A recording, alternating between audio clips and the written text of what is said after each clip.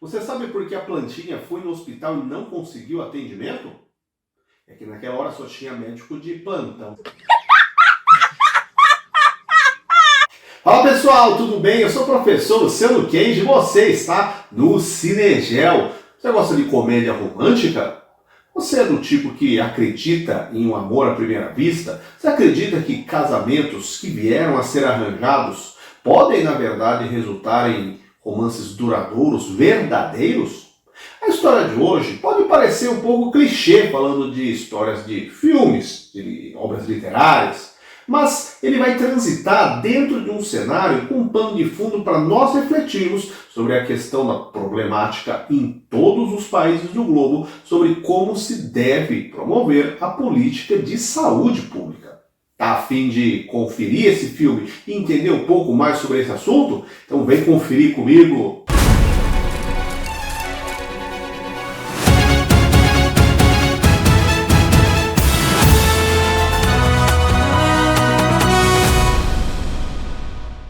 Continência ao Amor, Purple Hearts, filme de 2022, dirigido por Elizabeth Allen Rosenbaum, protagonizado por Sofia Carlson e Nicholas Galitzine.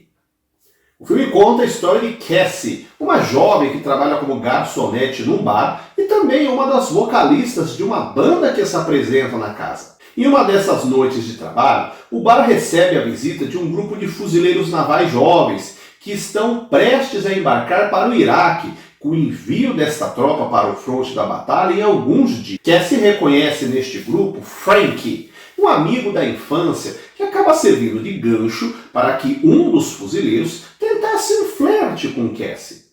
Mas a aproximação de Luke, este amigo de Frank, não é bem aceito por ela, que é uma garota que não aceita flertes invasivos dos homens e não se afeiçoa nem um pouco por ele. Mas Cassie passa mal e nós somos apresentados a um dilema pessoal dela.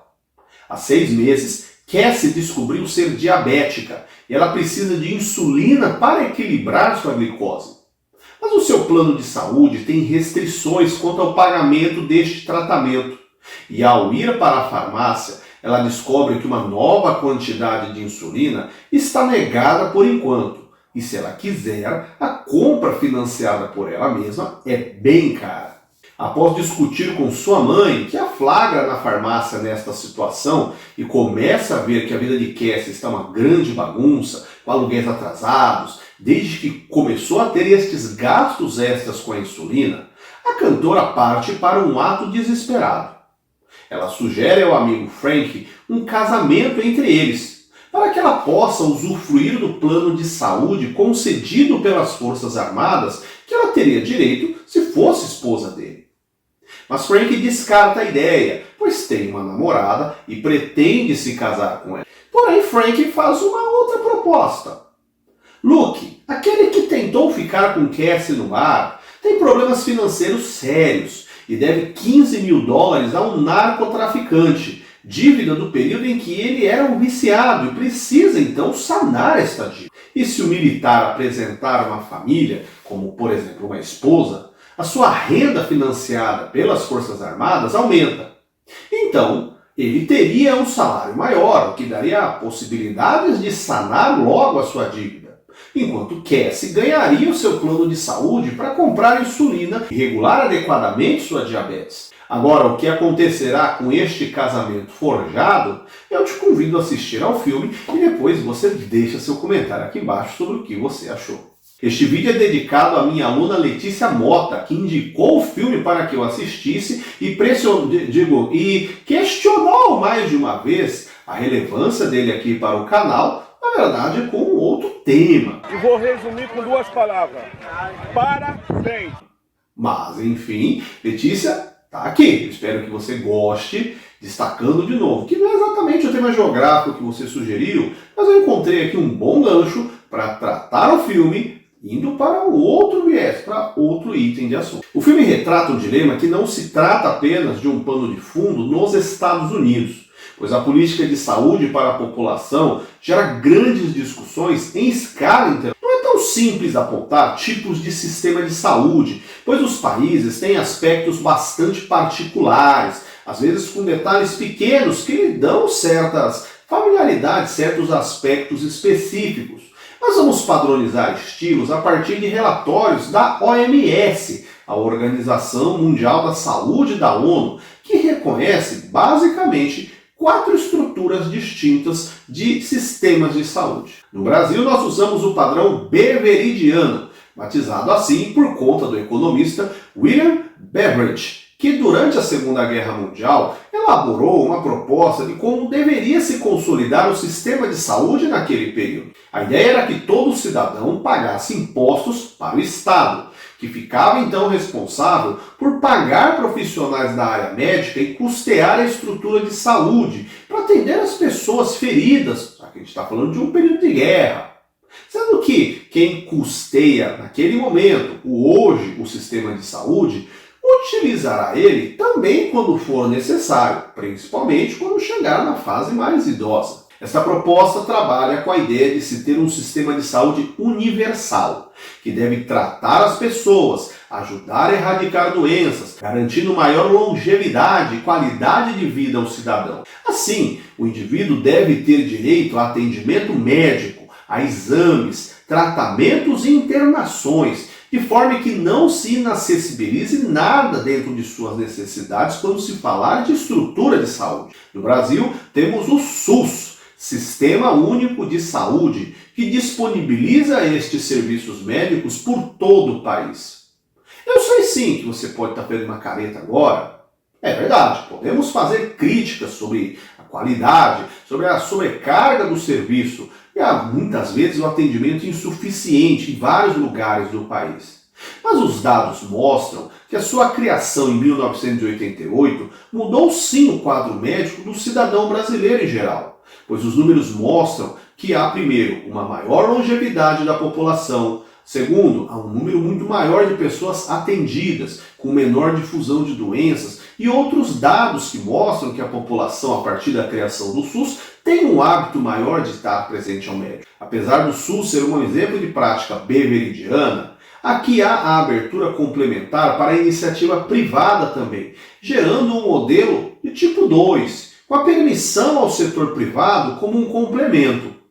Em muitos casos, a ideia de se ter um plano de saúde ou pagar consultas em médicos e clínicas e hospitais particulares são alternativas aos problemas da superlotação do SUS. Em Cuba, por exemplo, o sistema é todo concentrado no Estado, não havendo esse tipo de complemento com a iniciativa privada, portanto sendo um beveridiano raiz. E no Brasil teríamos um tipo 2, onde o Estado ele tem a prática da acessibilidade universal complementada com iniciativa privada. O modelo 3 é chamado de bismarckiano, pois foi criado por Otto von Bismarck na Alemanha do século XIX.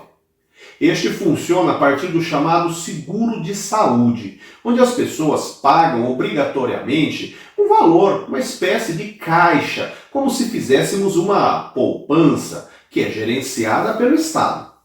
Mas não é o Estado que paga os profissionais de saúde necessariamente. Estes profissionais podem ser do setor privado, que atendem o cidadão, e este caixa é pago por esse capital arrecadado deste seguro-saúde.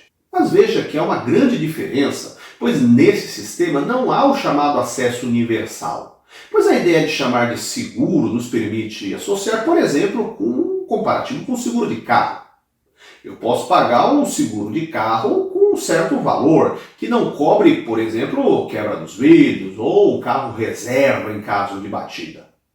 Aí, caso um dia eu precise destes serviços pelo seguro, eu não os terei. Portanto, ou eu pago, ou eu não terei esses serviços.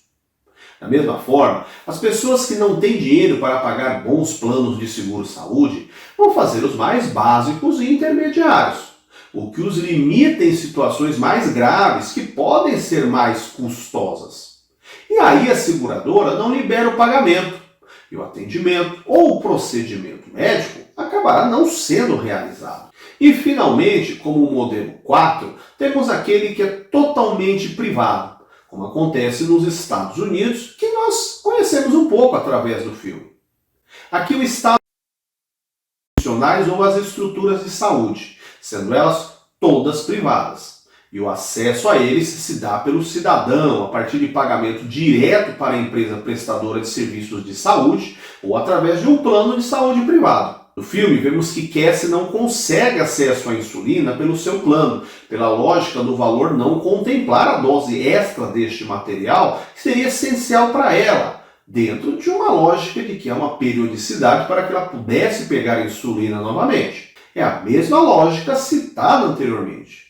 Para um atendimento universal e com instituições de excelência, é necessário pagar por planos que sejam mais custosos. No caso dos Estados Unidos, há planos do governo que dão suporte, mas em casos específicos, atendendo pessoas idosas a partir dos 65 anos e outras que possam ter condições específicas, com doenças consideradas graves. Famílias de baixa renda também podem receber este benefício. Mas nos Estados Unidos, a questão do federalismo faz com que cada estado tenha leis próprias, com critérios próprios. Então não é tão simples entrar na particularidade de cada um para te explicar aqui como funciona em cada uma das 50 unidades federativas do país. Aliás, para você saber um pouco mais sobre o que é a estrutura federalista, assista depois o vídeo aqui no canal sobre o filme Assassinos da Lua das Flores. Ressalto mais uma vez que estes padrões são definidos pela OMS, mas ela mesma destaca que as particularidades de cada país tornam, na verdade, muito diversas as opções, não sendo possível considerar que exatamente haja apenas 4 modelos que funcionam todos do mesmo jeito.